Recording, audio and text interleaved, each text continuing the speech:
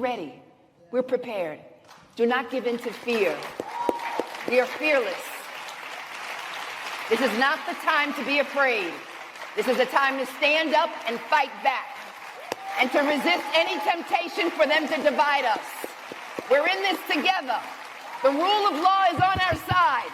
We will not give in, not give up. We will not capitulate. We will not bow. We will not bend. We will survive.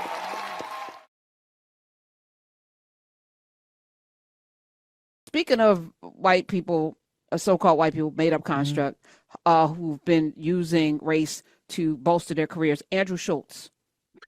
And I rarely play anything because, again, I try not to give oxygen to, eternal horrible flames. But he's outraged about Trump right now. But I also think this is a pivot. And this is how you know that Trump is probably doing wrong things, when people like this start criticizing. When Joe Rogan's like, oh, and I'm like, you helped this happen. Here's what Andrew Schulz said. People that they'll DM me and be like, you see what your boy's doing? You voted for this. I'm like, I voted for none of this. He's doing the exact opposite of everything I voted for. Yeah. I want him to stop the wars. He's funding them. I want him to shrink spending, reduce the budget. He's increasing it. It's like everything that he said he's going to do, except sending immigrants back. Oh, that. So he didn't vote for it, but it was in Project 2025, and it was there last time when he ran. Everything that he said he was going to do last time, but you didn't think he was going to do it. So what do you think about the people who are creating new narratives now that we are literally in it? He's a useful idiot, in that situation. Like, Trump played him. Trump played a lot of people, but the same way you say everything except for the immigrants. I mean, to me, that's what he uses to get you to agree to the other stuff. Like, oh, we both hate immigrants, so that's cool. Get these immigrants out of here. Oh, yeah. And what about the budget? Man, don't worry about the budget. I'm gonna handle the budget. Okay, cool. As long as you get the immigrants out. I think that's a part of it. The other thing is, I think this is like the first step of us living in a future where everyone's going to say they didn't vote for this man or they didn't support this man. I called this the first time he ran in 2016. I said, we are like 20, 30, 40 years away from a bunch of people being like, how did he even win?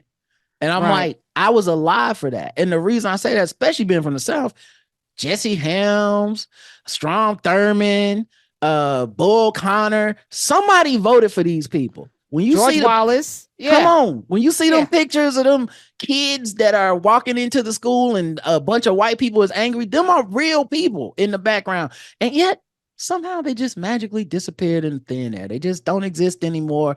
Well, it was a time in America. It's just a weird time. But thank God those people all died. Thank God they all died.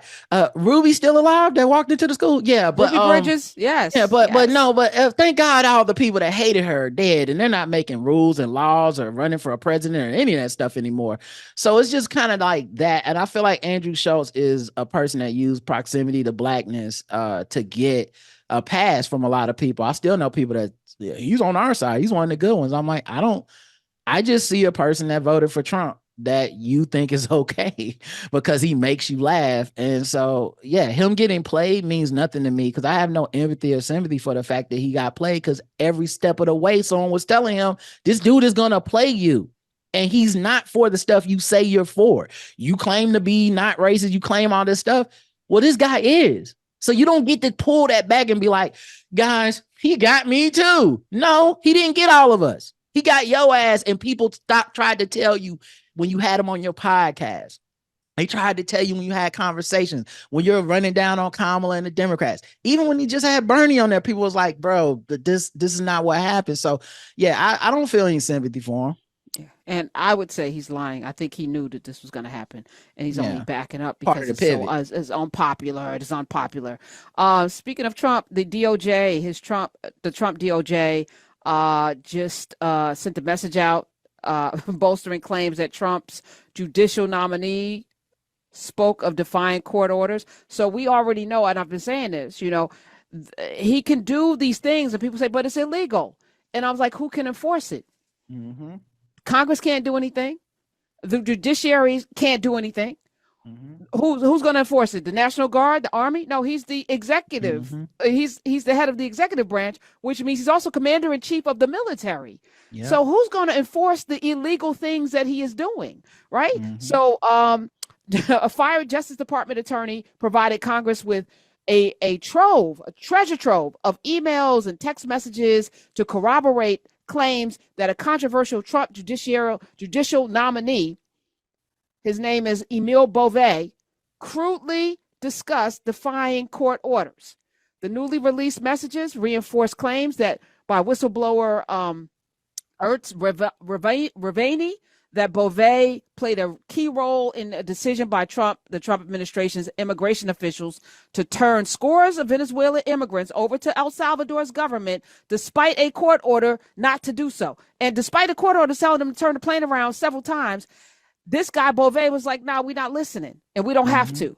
The disclosures to the Senate Judiciary Committee requested by the panel's Democrats, so they are doing something, but they don't have the numbers to actually do something. Talks about Bove and what he actually said, which was, if the courts tell you to do something, you tell them F you. 27-page letter that this person wrote, full of receipts. And it even brought in Eric Adams as well and his complicity.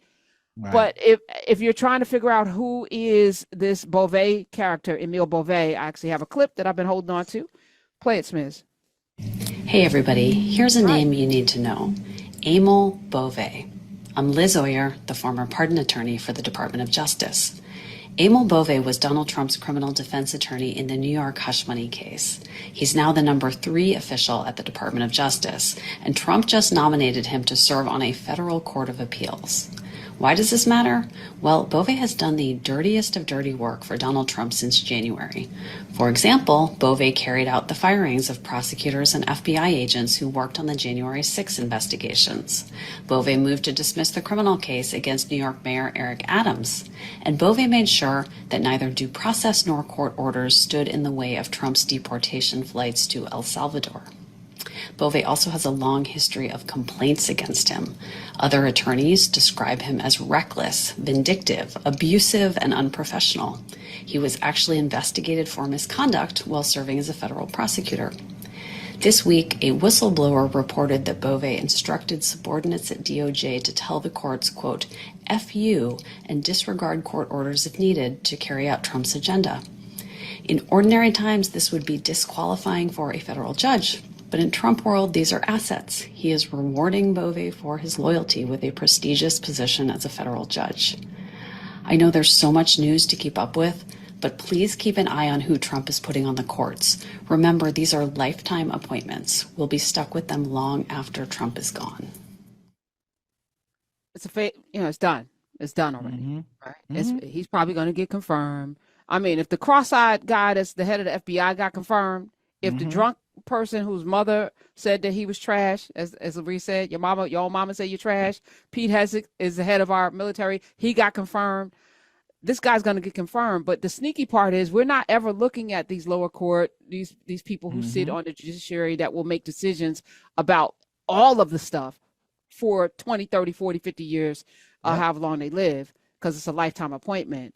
It's some dirty stuff happening in the dark. And if it goes to Supreme Court, there's not a lot of hope. So no, it's not like, it's true. Like even if, even with us having a judiciary that, and as you said, the judiciary doesn't necessarily even have enforcement power, but even if they did, what they gonna enforce? They agree. So I don't know what the solution is gonna be that people see, but I don't think it's going to happen from Andrew Schulz changing his mind or from us exposing Emil to what. Like these people do not care about being exposed. They have unchecked power right now, and they're using it. We're ready. We're prepared. Do not give in to fear. We are fearless. This is not the time to be afraid. This is a time to stand up and fight back, and to resist any temptation for them to divide us. We're in this together. The rule of law is on our side. We will not give in, not give up. We will not capitulate. We will not bow. We will not bend. We will